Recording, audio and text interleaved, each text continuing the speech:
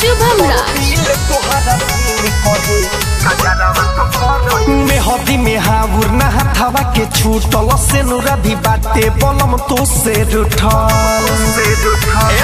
सुना ना मेहदी में हाउर ना हथवा के छूटल से नुरा भी बाटे बलम तो से रूठल। कोटे असर में रात और दिन बलमुंगा हो करे जाऊ हो कि कतना तोर पीले तोहरा बीन कहे कजरावा तो कर यकीन कि कतना तोर पीले तोहरा बीन कहे कजरावा तो कर यकीन।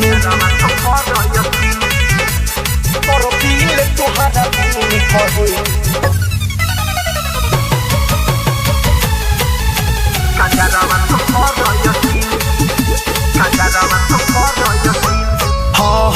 सबक सिंहारन तन पसो भेला नाम खाली सुहागिन के पारो तू बहारा करेलो न पहारा ताना सुनी ले दे दिन के का कहीं।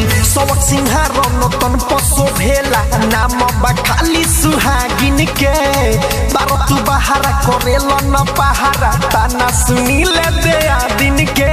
देई के कले सो चली गइल परदेश तू तो हमके बनाई बिरही बलमुंगा हो सजनावा हो कि कतना तोर पीले तोहरा बीन कहे कजरावा तो कर यकीन कि कतना तोर पीले तोहरा बीन कहे हो चुड़िया तो कर यकीन।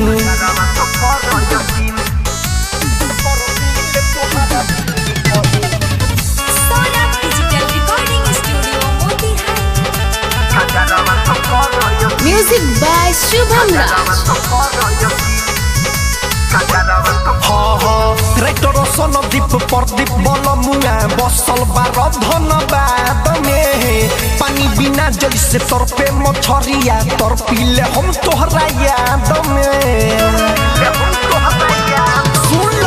राइटर सनदीप प्रदीप बलमुंगा बसल बार धनबाद में पानी बिना जैसे तोर पे मछरिया तोर पीले हम तोहरा याद में। रतन रतने सतोहनी रखिले फेस नाही रोटियों में आवत में नी बलमुंगा हो सजनावा हो कि कतना तोर पीले तोहरा बीन कहे कजरावा तो कर यकीन कि कतना तोर पीले तोहरा बीन कहे हो चुड़िया तो कर यकीन। Saurabh digital recording studio Motihari.